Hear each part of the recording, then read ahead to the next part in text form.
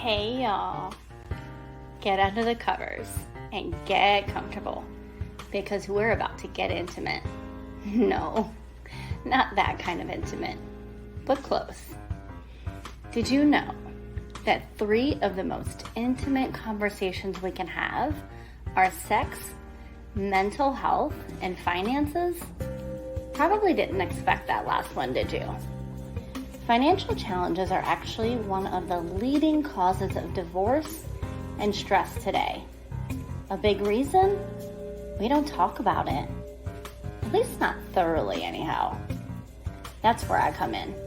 Hi, I'm Dr. Michelle Marie, a certified wealth coach, best-selling author, and the creator of Bedroom Talks. Get financially intimate. A podcast focused on bringing awareness to the importance of financial intimacy and enticing openness to get real in a judgment-free zone. Together, we're going to cover a multitude of financial topics so you can leap toward financial freedom with confidence. Are you ready? Grab your wine or whatever drink you prefer, and let's unrobe this topic. Hello, and welcome back to another episode of the Bedroom Talks podcast, where we get financially intimate. Today, we're going to be talking all about making financial decisions based on emotions. I'm going to ask you a question. Have you ever made a decision based on your emotion and it turned out to be a mistake? Here's the thing. You make a decision based on emotions. It can be tricky and have very serious consequences, okay? But don't worry, because we've got some expert advice and tips that we're going to navigate today in this conversation. And I just want to point out, if you are listening to this, or rather, I should say, if you are watching this in the Wealth Builders Unite Facebook group, you'll notice there's been a slight shift in scenery. I used to be over there in that chair. Now I decided, you know what? Because I want this to kind of be like a girl talk, right? And if you're a guy listening, it doesn't have to be weird, okay? Think about it as you're just, sitting with the guys, maybe out on the balcony or, something like that, just chatting, whatever. But the girls, we like to, just sit and chat. And sometimes us girls will sit and chat in the bedroom, right? So that's what this is. This is girl talk in the bedroom. That was the intent of this entire podcast. So I have shifted over to the bed. Plus, it's more comfortable for me anyway. So as always, I like to start off with some encouragement, okay? One of the ways that I like to start off with some encouragement is quotes and scriptures. Today, we're just going to start off with a quote, and this one says, "Don't make permanent decisions on temporary emotions," okay? The thing about this quote is it highlights the importance of taking a step back and thinking before you make a big decision, okay? Now, here's what I want to do today. Before we get into the tips and the insight, the expert advice, I want to get personal with you. I want to dig deep and go back to some of the times from even before my financial crisis in 2014. I'm going to go back to the years prior to that, because that financial crisis that I was in 2014 was just the final straw for me. If you haven't listened to the pilot episode of this podcast, you can scroll almost to the very first episode. The very first episode is simply just the intro, but that very next episode is the full pilot episode where I walk through my journey and what led me to the place I'm in today, and why I'm doing this podcast, and why I'm so passionate about wealth coaching and helping people through their finances, okay? But I want to go further back because that episode doesn't give you the full context of everything that I've dealt with in regard to finances over the years. And over the next few months, you're going to begin to hear more and more stories and examples and insight from my backstory, from the toughest times that I've had over the years. And I am certain that it's going to begin to resonate with you over time. So continue to listen, okay? Now, the reason I'm bringing this up is because I've been having conversations with people over the last couple of weeks, and the same thing keeps coming up over and over and over.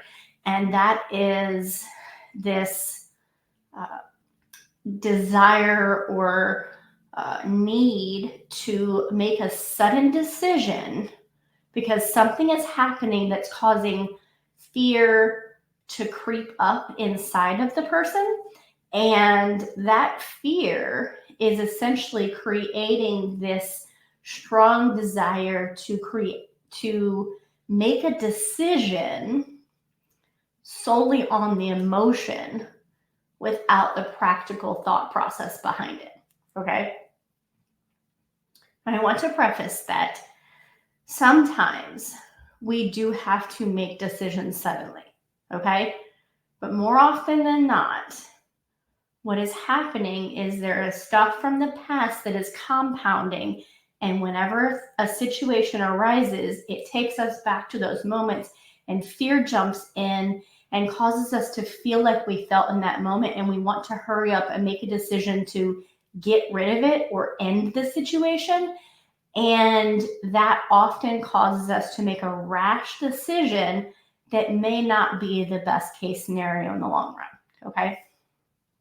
So one of the examples that I'm going to go over today from myself is, I remember, I believe I was in my mid-20s and I was barely making it. I mean, I had a full-time job. I was in the military at the time, active duty. So I was getting regular paychecks twice a month. They were coming. It's not like they weren't going to come. They were guaranteed to come because I wasn't getting out anytime soon and I wasn't subject to any potential discharge or anything like that. So I knew the money was coming. But I wasn't managing my money. I wasn't budgeting. I wasn't saving. I was paying my bills. Sometimes I would pay my credit card on time. Sometimes I wouldn't. And I was just spending every last dollar I had, okay? And then a emergency would arise. And when I say emergency, I mean like something minor with the car that was maybe a couple $100, or a bill that came out of nowhere that I wasn't expecting, or something with my son came up that I wasn't expecting, okay? And when you're in the military, you get paid twice a month, on the 1st and the 15th. If something happens between that time frame and I don't have money in savings to take care of it, I have no money because I'm not managing my money at this time, okay? So basically, the cycle that I was in was so fear-driven that the minute something came up, even if it was $25, $100, anything that was, I'd say at that time, $500 or less, even that amount, I would be so fearful that I wasn't going to be able to afford to take care of that situation, and I felt like I had to take care of it that instant, that I would end up hysterically crying on the floor because I didn't know what to do. And if it was more than that amount, it was even worse. I got to points where I would just beg God and just say, Lord, please just give me the money from somewhere. Like just tears streaming down my eyes, begging God to please just drop the money on my doorstep. Most of the time he didn't. He was trying to teach me things and it took me a while to figure it out. And then there were times when there was the larger amount emergencies where I would go into this cycle of, well, maybe if I get like a small personal loan. There was a company that often worked with military people and would give them small personal loans at exponentially high interest rates. I didn't pay attention to interest rates at the time. They were like 25 to 35% interest rates. They were insane, but I could get anywhere between $5,000 and $10,000 at a time from this company. And you can have more than one loan, or if you needed another loan, you could basically add that on to the new loan, right? And so I went into this cycle of probably about 5 or 6 years of just constantly, okay, I need, a little bit of money. Let me just go get a new loan. Let me just go get a new loan. Let me just go get a new loan every single time. And that was not a good cycle. It was not a good cycle for me to be in at all. And it was only because of that fear that was inside of me, the fear of what happens if I can't take care of this? What happens if no other money comes? What happens if? I never once in that season stopped to think, what would happen if I started to make a budget? What would happen if I started saving money? What would happen if I didn't spend every dollar I earned? None of those thoughts were in my mind at that time. Only what would happen if somebody else doesn't help me? Again, I'm just sharing my personal experience, okay? You may not resonate with this at all, but maybe you know somebody who would. If that's the case, I would encourage you to share this with them. Maybe it'll help them to see that they're not alone in what they're dealing with and that they can come out of it. So here's the thing I want to go into a bit more today. I researched this topic a little bit more because I don't always like to go based on my own experience, because my own experience is not necessarily everybody else's experience, okay? So I did some research and found some really amazing advice from experts on this topic.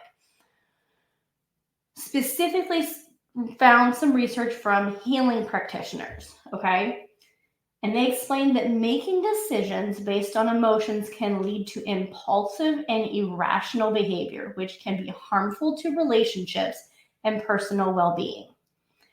They emphasize that the importance of taking time to think about things through and gather all of the necessary information before making a decision was so important.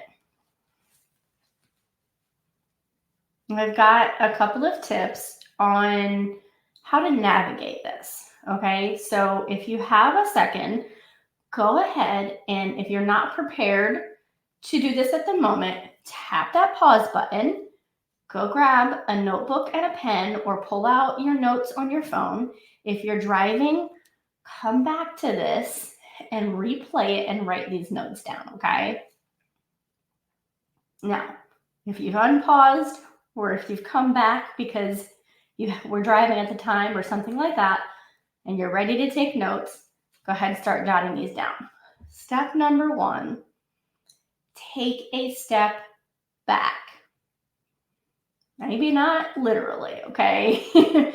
So when you're feeling emotional, you want to take a step back and give yourself time to process the emotions, okay?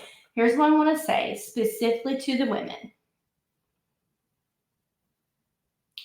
Really, I just want to say this to everybody because I feel like this can apply to men as well. It's okay to feel the emotions.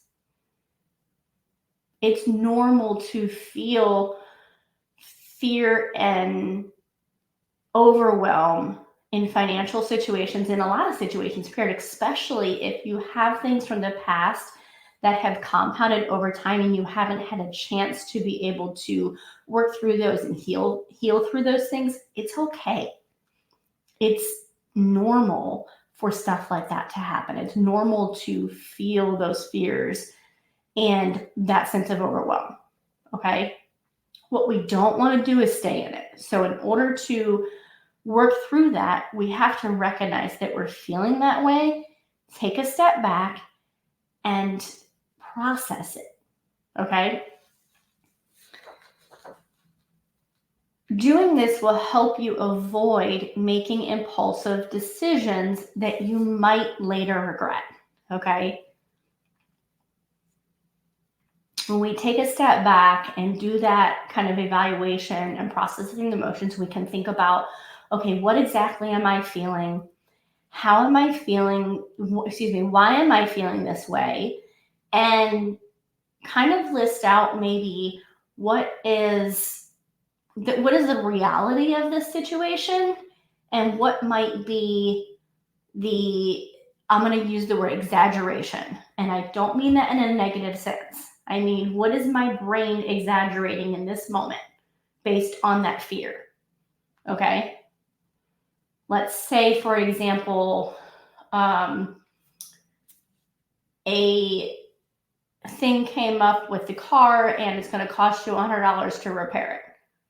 Immediately, you might think, gosh, here we go, another $100 out of my pocket. I don't have $100. I don't know where it's going to come from. I don't know when I'm going to be able to pay this.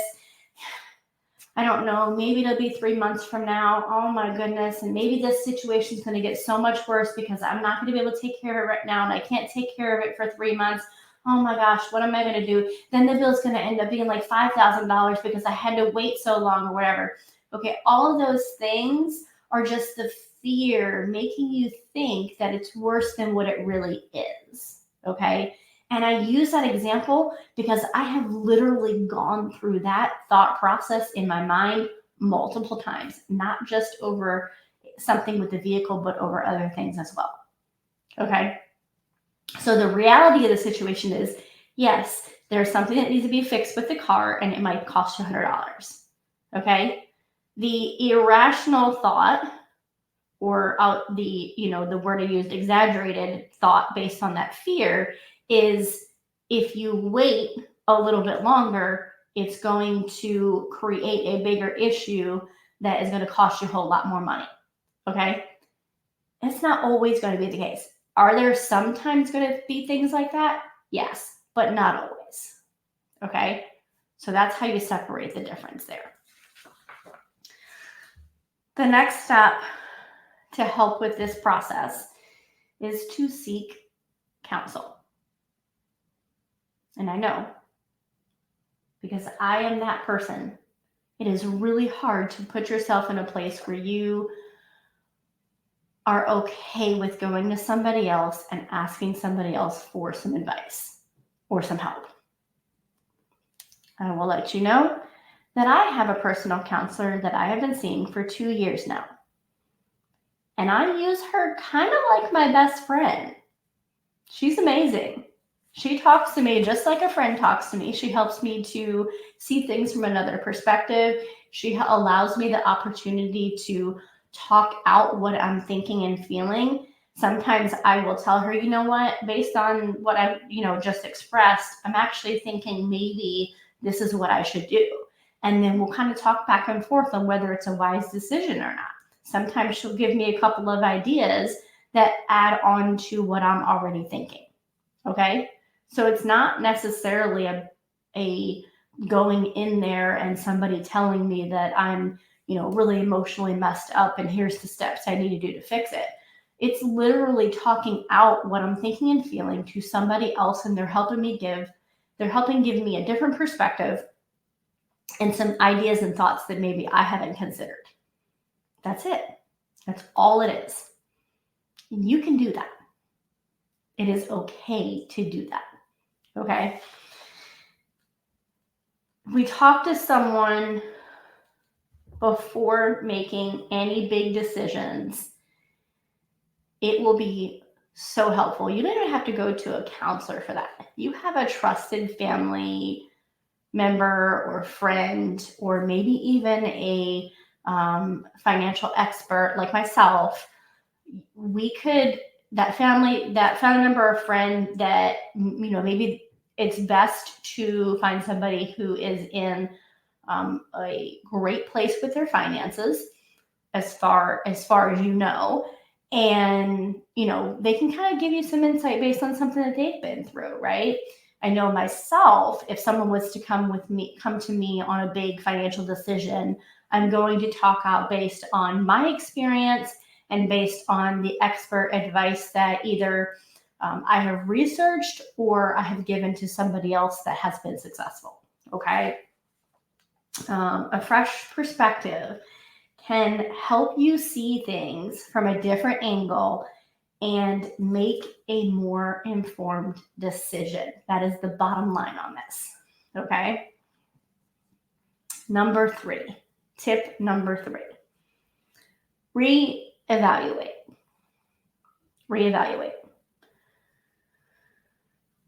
It's very important, especially when our decisions are based on fear and emotion, to reevaluate your decision-making process. Okay, ask yourself, if you are making your decisions based on fear or fact, or shall I say based on facts or emotions. Kind of goes back to a little bit of what I shared in the first step, okay? If you are making decisions based on emotions, take that step back, okay? And try to make a more rational decision, okay? So you see how this kind of went in a cycle there?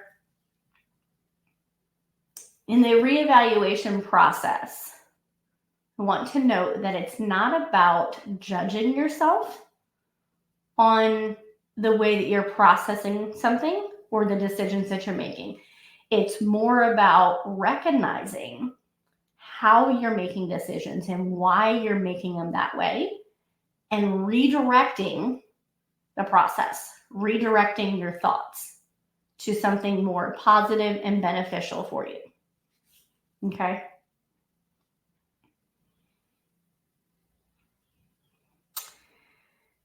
Proverbs 3 and 5 is a perfect example of how to kind of reevaluate and shift our mindset on this process.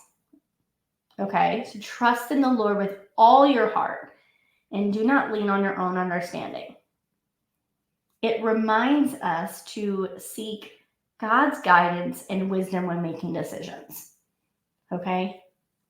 In general, seeking wisdom before making decisions is the best thing you can ever do. And I believe when I ask God for wisdom, that is even better. All right? Before we end, I do want to remind you that if necessary, if you need it, I have some free resources on my website at www.drmichelmarie.com.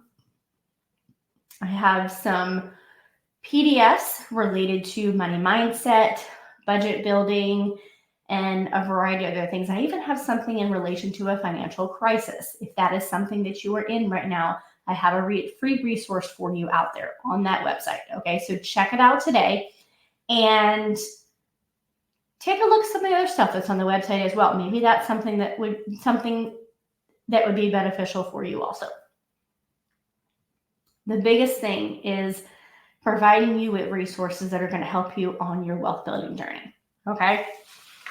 I appreciate you. I thank you so much for joining on this episode of the Bedroom Talks podcast. Remember, if you enjoyed this, like, share, comment, and make sure to come back for the next episode. And lastly, remember to take a step back, seek counsel, and reevaluate before making any big financial decisions. As always, trust in the Lord and seek His guidance in all areas of your life. See you soon.